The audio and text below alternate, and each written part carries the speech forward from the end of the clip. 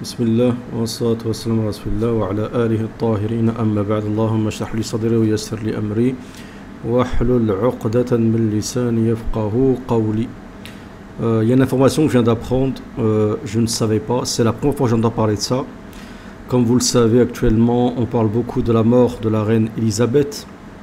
Donc bien sûr, hein, elle n'était pas musulmane, elle était sûrement chrétienne.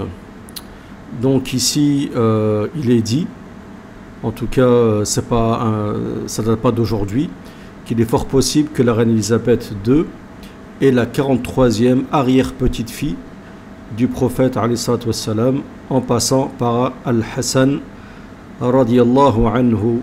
Et franchement, j'ai regardé quelques articles, j'ai même fait des recherches rapides sur une princesse qu'on appelle Zaïda, qui était une mauresque. Et c'est d'elle, d'accord, c'est qui est le pont qui fait le lien donc entre la famille du prophète à travers Al-Mu'tamid et Édouard plus tard, bien sûr, après plusieurs générations, avec Édouard IV, je pense. Donc j'avais, comme ça, par curiosité, en tout cas ça a été dit par le moufti d'Égypte, d'accord, Ali Joumoua. Et certains nient, certains disent que oui, mais en fait, on ne peut pas vraiment dire.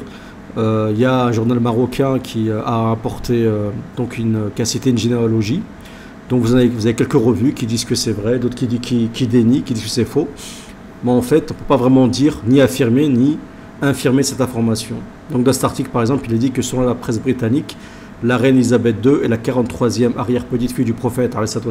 Les historiens ont examiné attentivement l'arbre généalogique de la reine d'Angleterre et parmi ses aïeux, une princesse appelée Zaïda, de confession musulmane.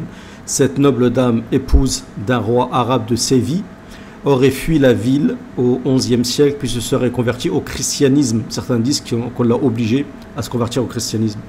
Elle eut un fils qu'on appelle Sancho Alphonse XVI, dont l'une des descendantes se maria avec le comte de Cambridge au XIe siècle. En 2015, le moufti d'Égypte avait affirmé que la reine Elisabeth est descendante du prophète.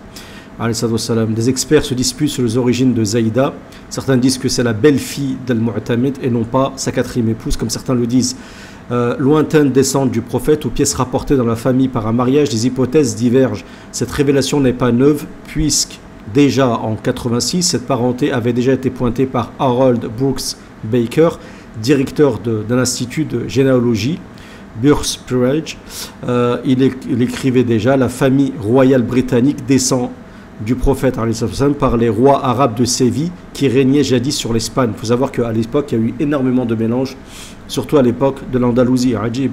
Par leurs mariages respectifs, leur sang passa aux rois européens du Portugal et de Castille, et à travers eux au roi d'Édouard IV d'Angleterre. Au cours du XVe siècle, il avait même alerté Margaret Thatcher, alors première ministre. Peu de citoyens britanniques savent que le sang de Mohammed coule dans les veines de la reine. Toutefois, les dirigeants musulmans, eux, le savent et en sont très fiers. Donc bien sûr, il y en a qui nient, il y en a qui disent que c'est vrai. Donc Allah alim ce qu'il en est. Mais ici, vous avez grossièrement comme ça, donc d'Édouard IV jusqu'à Hassan, fils de Ali radiallahu anhum. Et c'est ici, ce qui fait le pont, c'est Zaïda. D'accord. Donc certains disent que c'est la femme d'Al-Mu'tamid, qui était le roi de Séville. D'accord. Donc il y en a qui disent que c'est sa belle-fille, il y en a qui disent que c'est sa quatrième épouse. Et il y en a qui disent qu'ils confondent en fait la quatrième épouse d'Al-Mu'tamid, c'est pas Zaïda, mais c'est une autre femme.